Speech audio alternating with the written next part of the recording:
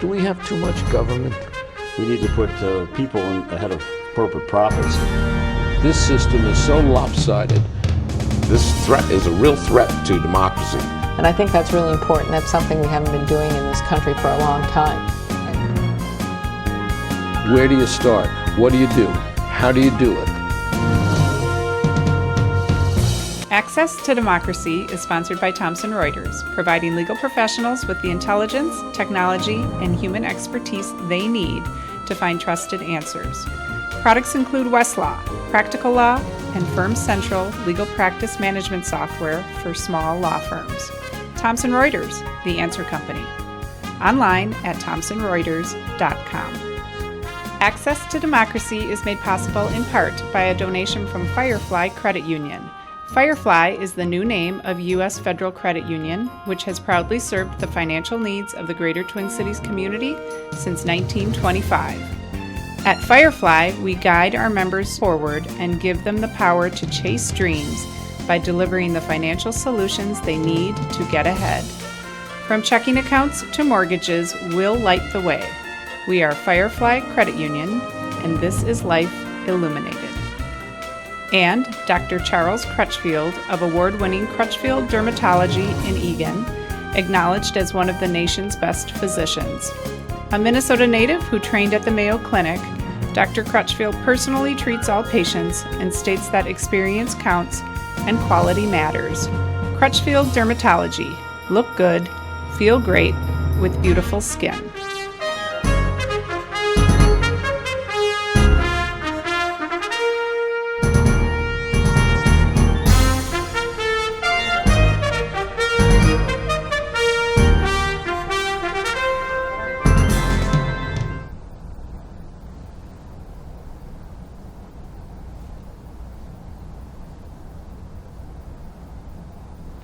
Welcome. We return with Access to Democracy. Alan Miller, your host. And as a segue from mentioning our sponsors, we have one sitting right here, Dr. Charles Crutchfield. You probably have seen him here before. One of the nation's leading doctors and acknowledged probably as a top dermatologist. Welcome back. But Thanks he for having brings us something special today. And that's Olivia, his daughter, who was 16, just 16 a few months ago. Happy birthday. Thank you. And Olivia has talents all her own in another field. She is a straight A student at Eagan High School, a junior, with colleges fighting over her for her many talents. She is a black belt in karate, an accomplished pianist, a super photographer, and we will have just a few of her photos to share with you because our up-to-the-date, modern, state-of-the-art equipment is not up-to-the-date state-of-the-art today for some reason, so we are only able to show you a few of her pictures. And you just spent part of a summer in Australia. Yes. As a select group of students selected by National Geographic for photography. You are on, and I better mention this, the Eagan Robotics team. Yes, I'm on Blue Crew. You're on Blue Crew. Yes. And our volunteer Rita Tester would not forgive me if I didn't do that. And what other talents have I not mentioned? Well, I'm also in the school newspaper. I am the photo editor. So along with photography, I do photography for the paper. So that's kind of how I got started with that. Do you do weddings and? Yeah, I do senior sessions. I do a lot of senior portraits for the yearbook. I haven't done a wedding yet, but I have done a baby session with a little infant. So, yeah. Okay, Charles, you can retire in a couple of years. I can see that. I'm counting on it. I had a brand new digital camera that disappeared after the first few days, and Olivia borrowed it, and I haven't looked back since. In fact, it's embarrassing. Every time I want to use it, I have to ask her how to use it because she knows so much about it. So she has my camera now. It's funny because I have a digital camera and I'm completely useless with it. And we had a birthday party here summer before last, And my then 11, almost 12-year-old granddaughter took it, and I don't think she had any training or anything. She took 300 pictures, of which we got rid of about 100, and great memories of that. So I'm going to send her to you for training, although she's on Long Island. But anyhow, briefly, let's talk about Crutchfield dermatology before we talk about Olivia's many talents. You refuse to offer dental treatments. We have ads to that effect. We wouldn't expect to go to you for dental treatments, but tell us what the catch is with that. It was kind of an Onion-esque like piece that we sent a press release on, because recently I've been seeing more and more patients who've complained to me that they were at their dentist and the dental hygienist had offered them skincare treatments and Botox sessions and things like that. And much to their horror and shock, they thought, why am I being offered this at a dental office? So we decided to announce that we've decided that at our dermatology office, we won't offer dental treatments. Wouldn't you need some specialization or some authorization to really do serious work such as that? Yeah. Well, I think the important factor is let the buyer beware, because once you do have a licensed professional, and dentists are doctors, they can use prescription medications, and Botox is a prescription medicine. But I think the best thing to do is use somebody who's really experienced in it. And your reputation is nationwide. The Twins, among other professional teams, have you as, in fact, we were scheduled for an interview in the spring, and you got an emergency call from the Twins down in spring training and had to pull out at the last minute and go down there to treat somebody. Yeah, and somebody says, why would a baseball player need an emergency treatment or a dermatologist? But I tell you, there are a lot of professional athletes where their vision is important. There's a thing called blepharospasm, or when your eye blinks or twitches, and it tends to get worse if you're straining down or staring at something. So we had a lot of these professional athletes that when they got in the batter's box and you've got a pitcher throwing a ball at 90, 95 miles an hour at them, their eyes would start twitching. And when it happens to you, it looks like there's an earthquake. Most people, if they look at you, they can barely see the twitching, but for you, it's terrifying. So yes, we even treat athletes. We can do Botox around the eyes to relax them so they don't twitch when they're batting. Probably, however, one of the things people don't know about you is your charitable work. What's the Crutchfield Dermatology Foundation? It's a foundation that we set up several years ago, and we support charitable ventures, usually nonprofits. But we've really focused in on different beneficial organizations associated with the American Academy of Dermatology, namely Camp Discovery, which is a camp for children with skin diseases. And I remember growing up, camp was a wonderful part of all my summers.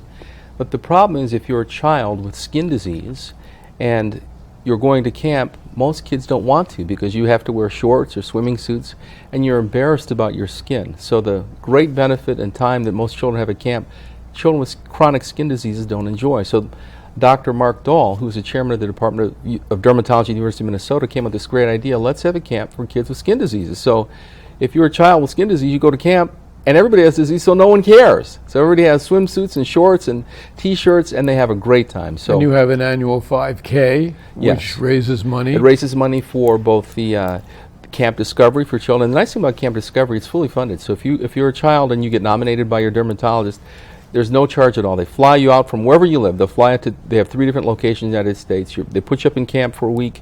There's no charge for the camp, and they fly you home. And the nice thing is, most kids that go there, they have such a great time that they go every year, and when they're too old to go, they come back as counselors.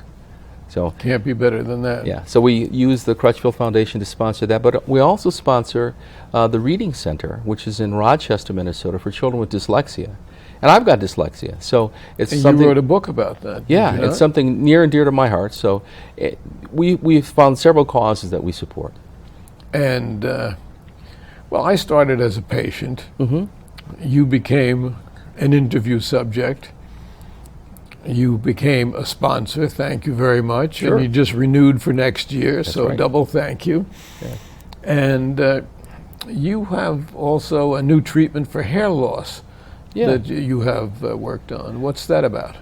It's something it's a recent development, and it doesn't work in everyone, but for hair loss, both just the regular male pattern or genetic hair loss, it's a system called platelet-rich plasma, and that's where we take a small aliquot of your own blood, and we can spin it down and concentrate platelets and growth factors and cytokines, and reintroduce it back to the skin and hair-bearing area, such as the scalp. It's a session once a month for 4 months, and we're seeing about a 60 to 70% response rate. People are regrowing their hair, so it's turning out to be really, really promising. And as you know, hair loss can be extraordinarily troubling to people. And having spoken to some of your employees, I know that they really love working, and you've been picked as one of the top 100 employers in the country, I believe. Minnesota. Oh, yeah. only Minnesota. Yeah. That's enough. That's enough. Because you're right up near the top. You sponsor a distracted driving seminar for your employees? That's coming up. That's one of the biggest things that we're really interested in. Part of the 5K, next year, we're working with the Department of Transportation. They've got several speakers who will come out and talk to teens and adults, because it's not just a teen problem. In fact, they think that's one of the biggest problems with truck drivers are on the cell phones, but adults too, to talk about distracted driving. And so we're going to be sponsoring a seminar at least once or twice a year. And we're going to invite all of our patients, their friends, their kids. We're going to get a big hotel room, ballroom, and we're going to have a great seminar to really warn people about the dangers of distracted driving, because that's between 10 and 15 people die on U.S. roadways every day from distracted driving, and that's a preventable cause of death. It certainly is. And then you also donate makeup and other things for women, low-income women who can't afford some of the treatments. Yeah, and so we do that through our Medi-Spa, and that's something that we continue to support. You talked earlier too about the piece on we're not doing dental treatments, and what we actually did as a follow-up to that, we started a society. It's called the Doctors for the Practice of Safe and Ethical Aesthetic Medicine. So these are doctors that we've decided that we will examine all the patients ourselves. We will do the treatments ourselves. If there's a problem, we'll fix it, but if not, we want to make sure that the treatments are appropriate. So we always tell patients, if you really are interested in an aesthetic treatment, look for these physicians that are a member of the group, and they're all board certified in dermatology or plastic surgery, oculoplastics, in the well-known, recognized specialties with experience. So the apple didn't fall far from the tree, and we have a very, very talented 16-year-old here. I mentioned some of your attributes. Obviously, you're a junior. You're going to be thinking about college shortly. Yeah. And when did you start photography, and how did you get into it other than stealing your father's camera and not giving it back to him?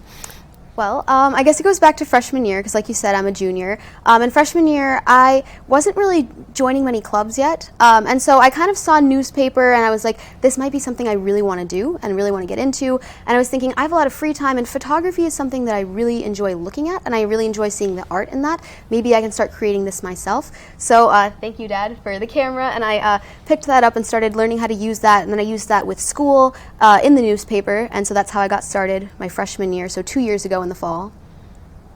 And like Topsy, it just growed and it growed. So you went to Australia? Yes. The National Geographic sent you there this summer? Yeah, I was fortunate enough to work with a National Geographic photographer named Ula, and she taught us so much about photography, and she was able to give us real field training, so what it's like to be an actual National Geographic photographer. We were there for, I think it was 21 days, and we traveled all over the country. And brought back a lot of photos. A lot of photos, yeah. Now, you just don't take them, you process them as well. Yeah. And you're doing that for the school newspaper as well Yes, also. I do that with, yeah. And the robotics team, what do you do there? For the robotics team, we last year made a little postcard to give to all of our different competitors to let them know what our robot did. And so I was able to take pictures of our robot at different stages of competition to give a visual representation of that. But photography is less involved in robotics for me. That's more about the designing and the engineering and the competition. So.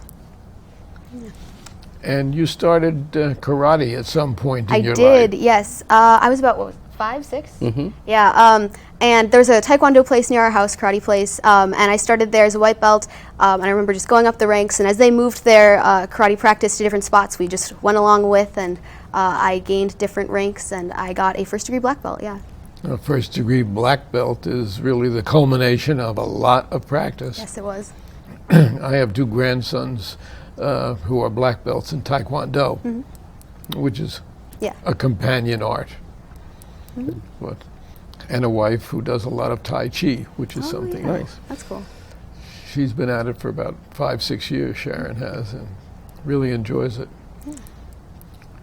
So, talking about your photographs, and I'm really sorry that our state-of-the-art equipment didn't allow us to show all of them today, but we're going to have you back in a few months where we can go through quite a few more. Let's see what we can bring up and possibly get on screen, and then you can tell us what we're seeing, because you really got some unique photographs here. Okay, so this is one of my favorite nature shots, and I should begin this by saying I don't have one specific area of photography that I focus on. I like to do nature and landscapes and people, whatever's there. So this was the very beginning of summer, and I hadn't really started camp or anything, and I was just really bored, and my brother had a baseball game later that day, and I was thinking, you know, these flowers look really cool. Maybe I can take some pictures of them. Maybe it'll turn out nice. And it was kind of close to golden hour, so the light was really, really nice. And as I got closer, I was like, whoa, there's a ton of bees all over. So I decided to focus on one bee that was just jumping from flower to flower to flower. And it was kind of funny to see it in its little journey, and that's what I captured. What is golden hour? For those people who don't know what golden hour is, it's a term that many photographers use to describe the time right before sunset. Late afternoon, right? Yeah. If the sun was setting, let's just say at 8 o'clock, golden hour is usually between 6 and 7. It's quite close to the sunset. But it's when the sun gets really golden, and everything, when it's backlit, as you can see in this photo, kind of gives a halo effect or a nice glow. Now, how do you know what speed to shoot that at? If we can go back to that picture for a second. Well, let's talk about this one. There we go. Okay, we did.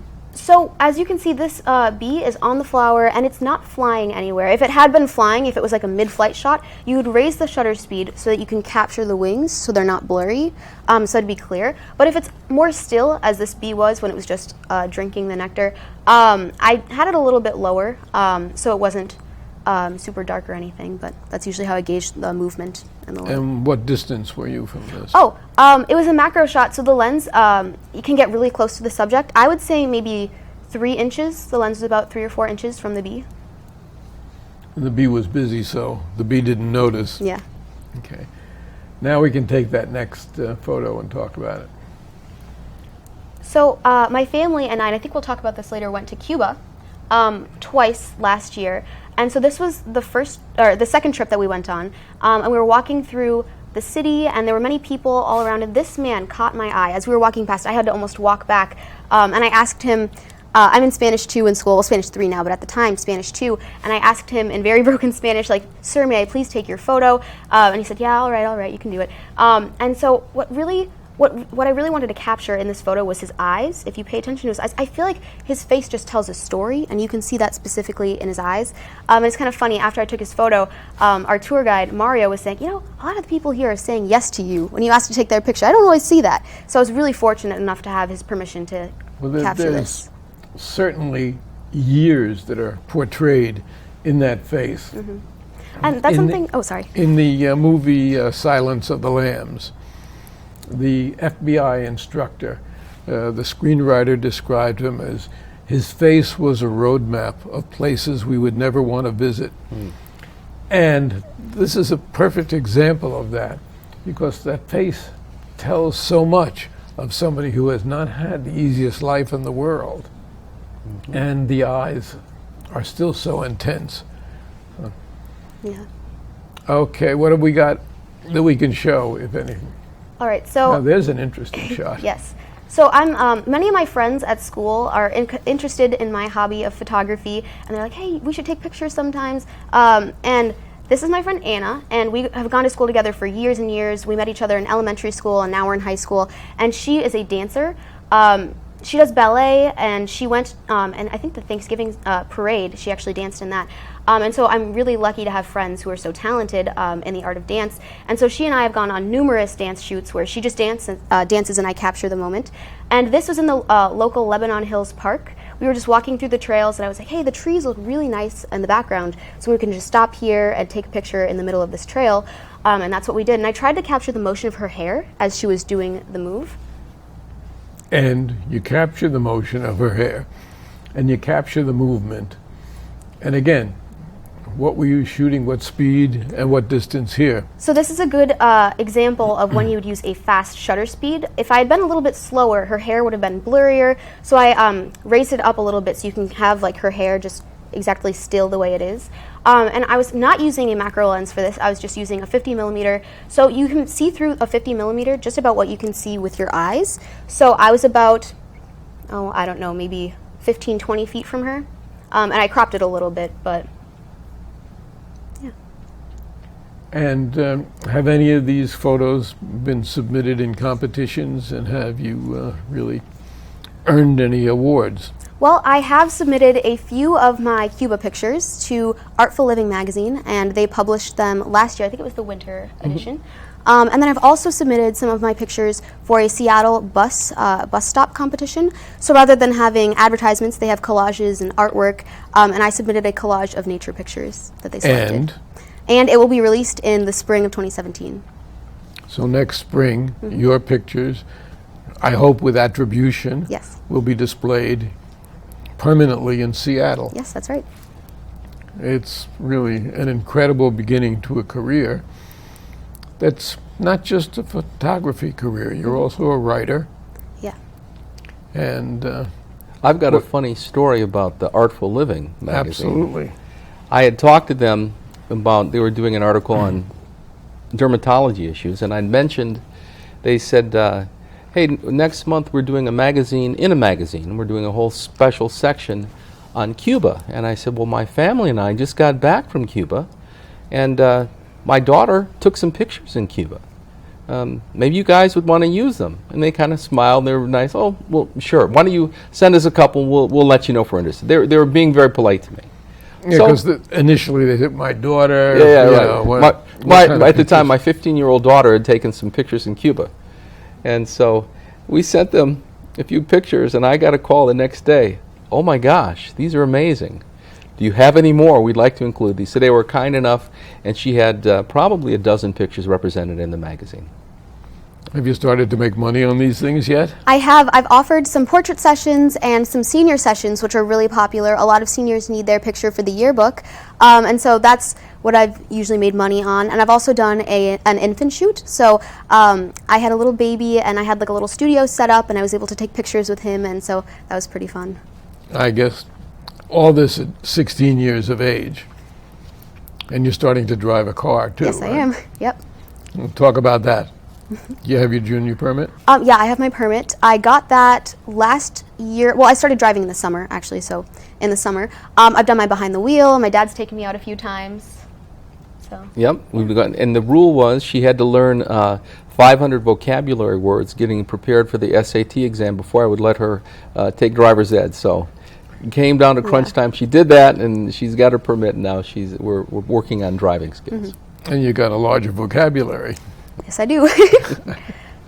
Have you decided on a college yet or not? I have not decided yet. I've been looking around, but I do know that I'm interested in doing photojournalism, so I'm kind of building my choices around that.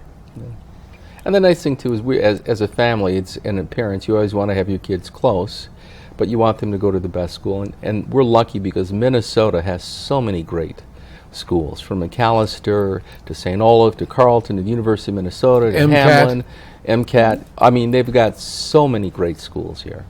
So we're looking locally, but also nationally. There are different, Yale University has a photojournalism school, Stanford has one, and University of New York, Rochester. So we're looking all around.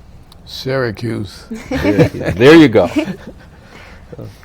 Well, they don't do much else. Their football team is kind of abysmal, but although they have a good basketball team. But and the weather would remind you of home, Yes.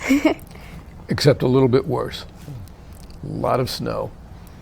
And Yeah, the other thing too is with the pictures from Cuba, we've just, right now, she's only released the pictures from our first trip. We actually took a second trip. We enjoyed Cuba so much. We went there last in October of 2015. So last year, right about this time, and then we went back this spring for another several days, and we had a great time. And so she's probably got another 500 or 600 photos from our second Cuba trip, Yeah. not to mention probably several thousand from our Australia trip. And we just returned from Yellowstone National Park.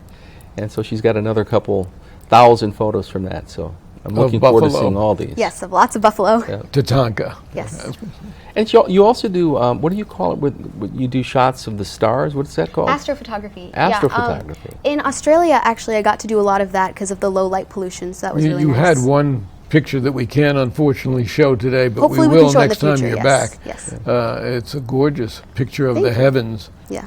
and more stars than I've ever seen at one time. Yeah, and most of that was visible with the human eye, too. I did a long exposure so you could see a little bit more, but it was beautiful just seeing the Milky Way in the sky with your own eyes. So what's on the agenda coming up? Probably just, I collaborate with a lot of local high school photographers, so I've been planning a meetup with some of them in the next few months, so I'm excited about that. And I think you do a lot of work with, they're called Insta Meets. I mean, she's got a huge Instagram following. I think probably greater than 35,000 followers on Instagram Really? for her photography. Yeah. Unbelievable. As I said, you can get ready for retirement. So, but I'm a proud father. I can't help it. One of the things I didn't mention about Charles Crutchfield is the fact that in this very busy office with many employees, many really loyal employees who extol your merits, you handle every patient yourself. I still don't know how you do it. You can walk into your waiting room and see 20 people sitting there, but you insist on doing everyone yourself. I do. And I think it's my method of quality control. But the way I do it is I've got great support staff. So they help me with all the charting and patient education. But to me, I think it's so important if you're going to come to my clinic and you have a problem, I'm going to be the one to examine you, diagnosis, and come up with a treatment plan, always. And you do. Yep, for 18 years and over 50,000 patients. And it's funny because we earlier today interviewed Senator Jim Carlson of the 51st Senate District. And as you and he were talking before we came in here, he mentioned that your father delivered both of his children.